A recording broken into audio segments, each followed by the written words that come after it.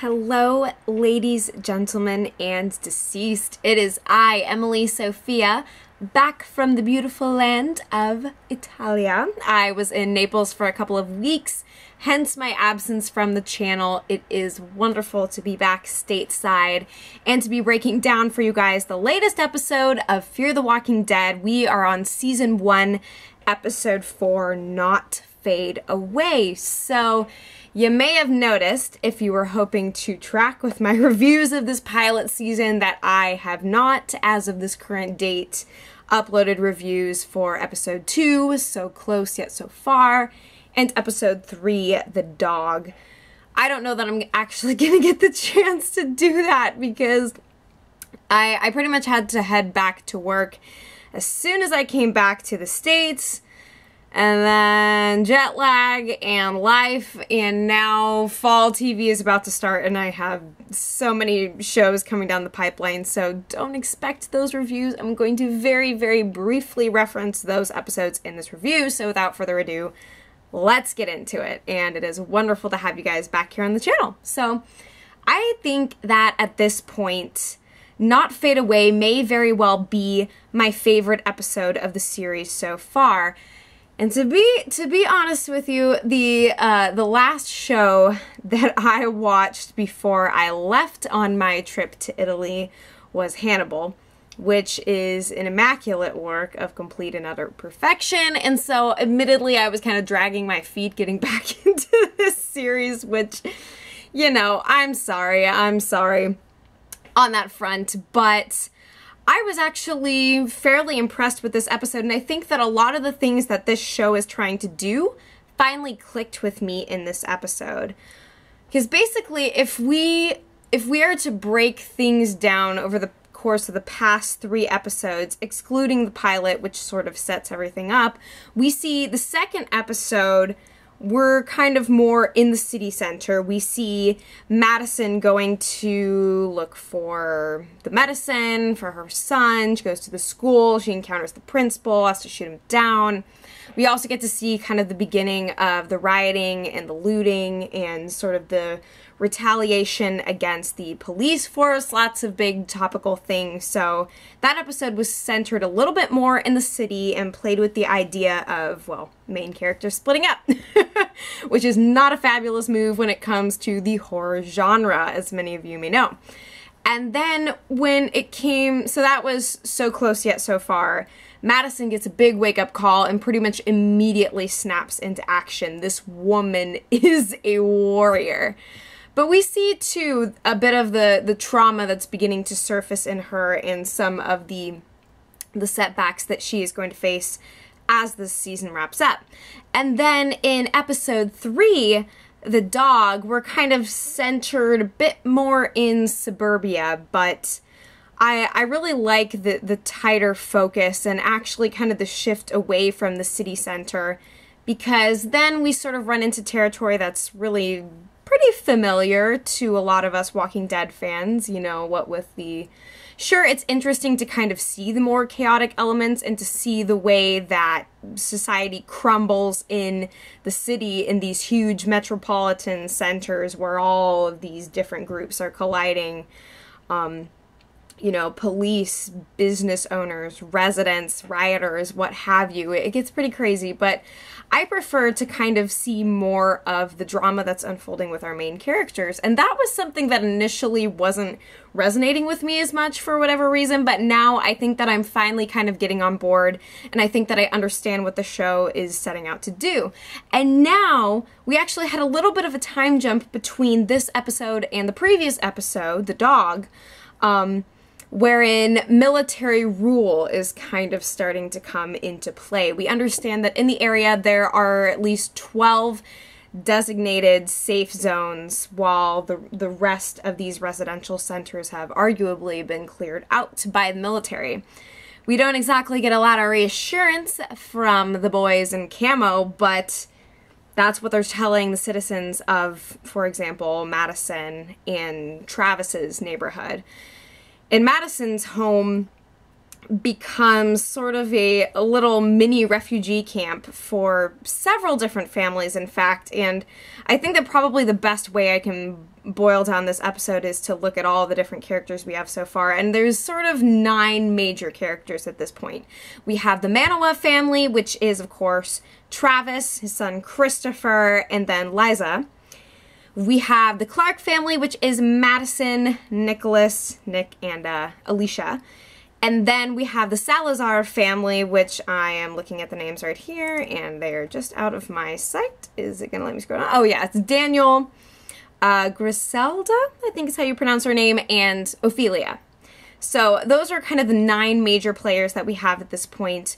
We're introduced to a couple of different military men, and even, in fact, one of the military's nurses, who seems to come as an angel of light to this little neighborhood where medical attention is sorely needed, but we see that she's kind of more of a harbinger of death, as we know via, like, the Grady Memorial Hospital from The Walking Dead.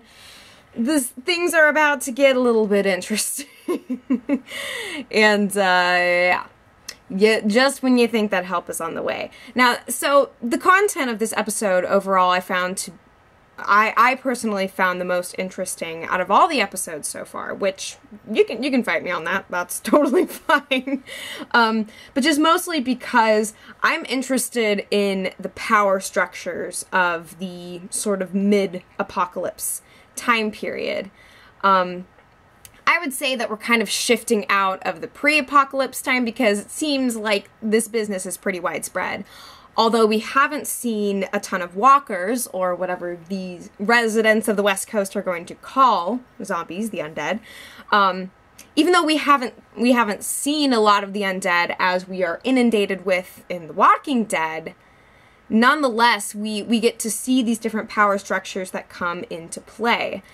I know that the power structures that have interested me the most in The Walking Dead, you know, whether we're dealing with Herschel's farm or the governor of Woodbury and all these things, it's just fascinating to see how society shifts, how people readapt, who takes power, who gets by, who gets, you know, caught in the undertow. Those are the things that really get me, and I think that we start to kind of get into those more sinister politics in this episode.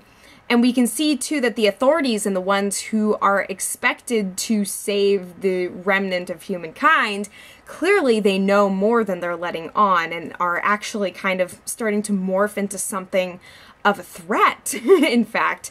I mean, this is all stuff that's not necessarily new to us, and we can assume that things are going to go terribly wrong, even with these seeming saviors keeping everybody in place. Even though it's not necessarily new, it's still really fascinating to watch, and we feel a bit unnerved as we see those fences go up around the perimeter of this little neighborhood.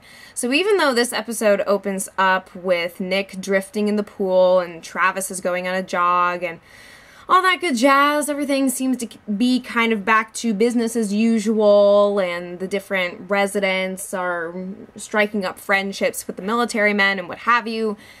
We see that things quickly began to take a turn for the worse, actually, as the nurse from the military comes through and begins to kind of, you know, probe out what's going on in these different households. And then we see ultimately at the end of the episode, and I don't even think did I say my spoiler alert thing that I normally do at the beginning of my vlogs?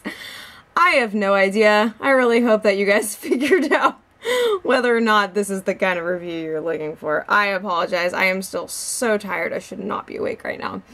But yeah, so end of the episode, we see that Griselda is transported to the hospital, but Daniel is not allowed to accompany her.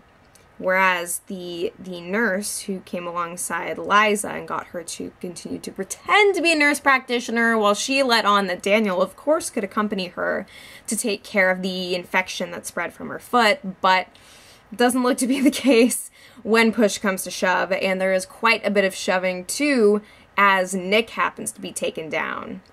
and thrown into the ambulance, or under the bus, really is what's going on here. It was a bit cathartic to actually see Nick get a bit of a comeuppance, because he's not necessarily the most sympathetic character that you could have. He's kind of a smart guy, but unfortunately he's clinging on to some very inconvenient addictions that are in fact making him quite a bit of a burden, not only to his family and those who love him, but to this little society. And it appears that although he may not be one who is at risk of becoming infected or coming down with the sickness that's bringing all the bodies back to life, it's quite possible that they're viewing him as a weak link, and actually the military government was able to use Liza and the nurse as a way to find out about these different problem citizens.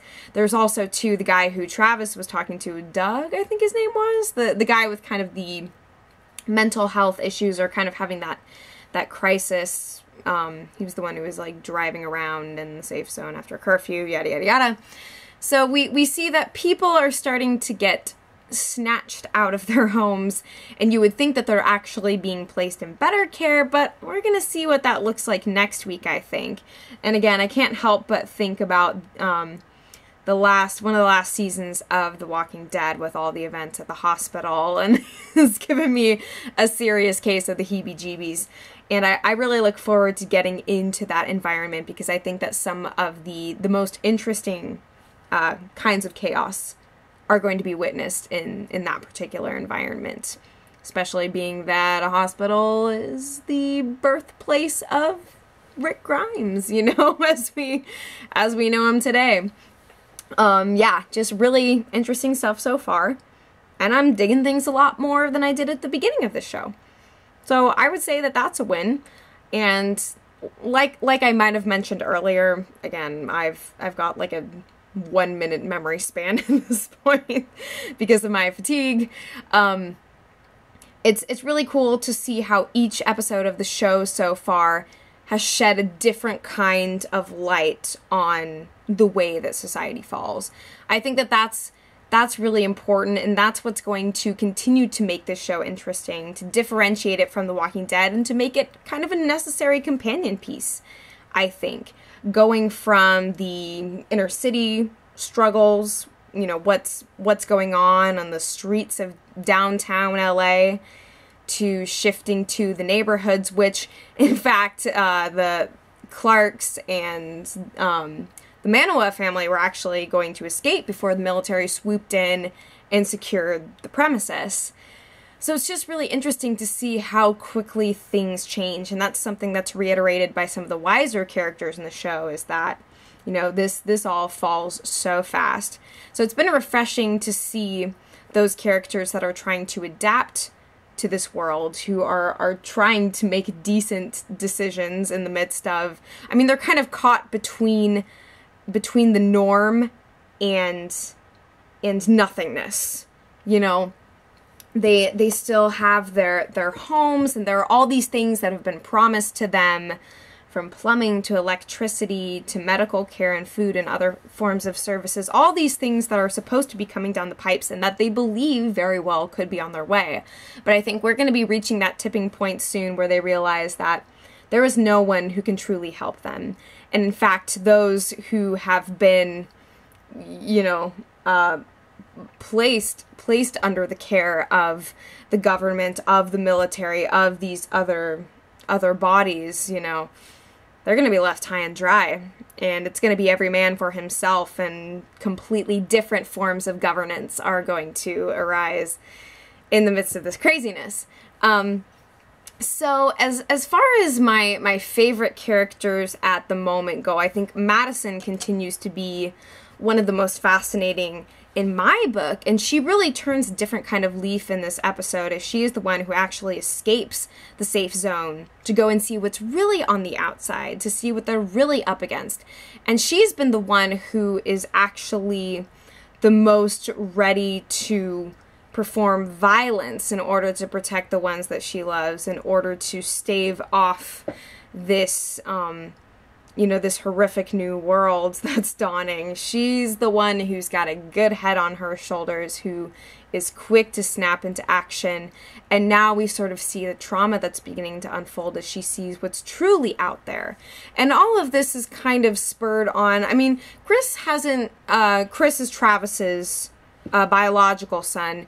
He's not necessarily the most fascinating character so far. I mean, he's had his camera, he was at one of the riots downtown, and now he's using his camera from a rooftop to capture footage of some house where apparently a light has been flickering. And that to him indicates that somebody else is out there in one of these zones that was supposedly cleared and vetted for human life.